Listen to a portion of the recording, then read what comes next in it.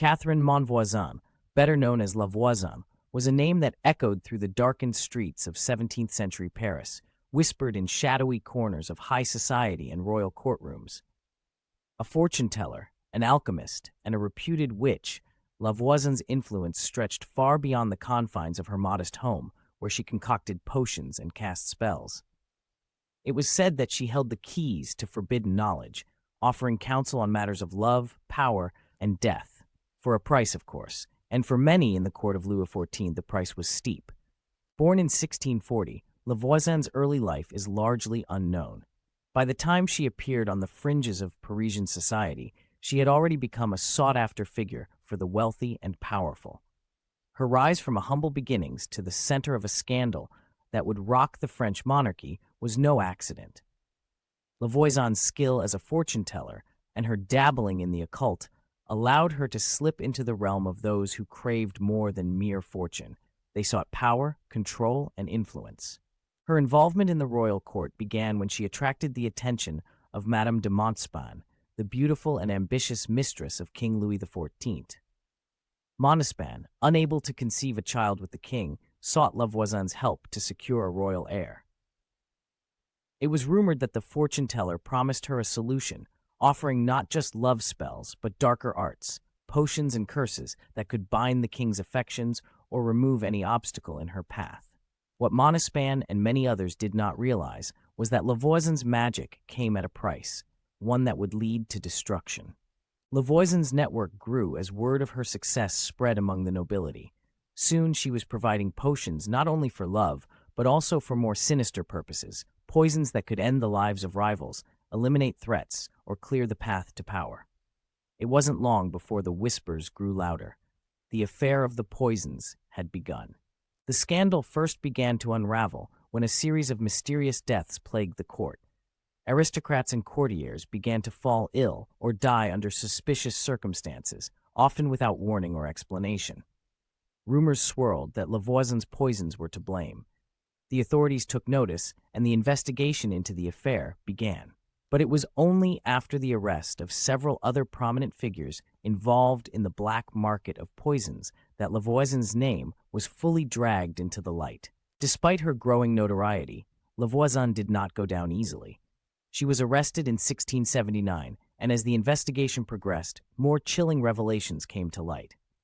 The once mighty witch was revealed to have been at the center of a vast network of sorcerers, alchemists, and courtiers who used dark magic for personal gain. She had performed several black masses, offered sacrifices, and peddled poisons with devastating effects. Her business was no longer limited to love potions. She had become a figure who dealt in death. Her trial was a spectacle. The court was captivated not only by the sensational charges against her, but by her demeanor. La Voisin did not seem afraid. She was calm, even defiant, as she faced charges that would see her executed. The prosecution painted her as the mastermind behind a vast conspiracy, claiming that she had poisoned a number of high-profile individuals. La Voisin, however, never fully confessed to the full extent of her actions.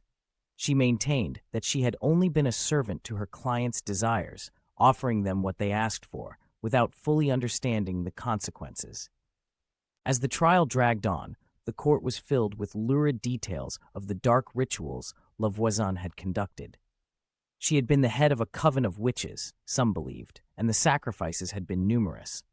Among the accused was the infamous Gilles de Rais, once a celebrated military hero, who had become embroiled in the scandal after it was revealed that he had financed La Voisin's occult activities.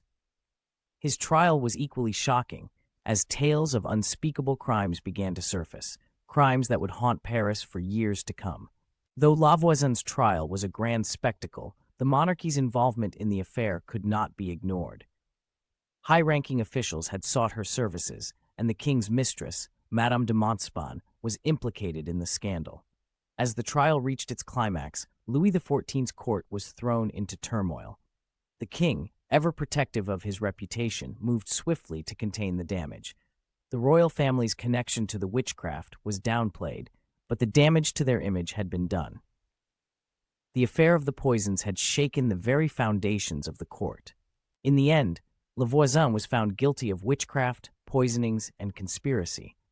Her execution, by burning at the stake, took place in 1680. As she was led to the scaffold, it was said that she spoke one final cryptic message: "The curse will never leave you." Some claim that these were the last words of a woman who had truly mastered the dark arts and was now poised to leave behind a legacy of malevolent power. But Lavoisin's death did not bring closure to the affair of the poisons.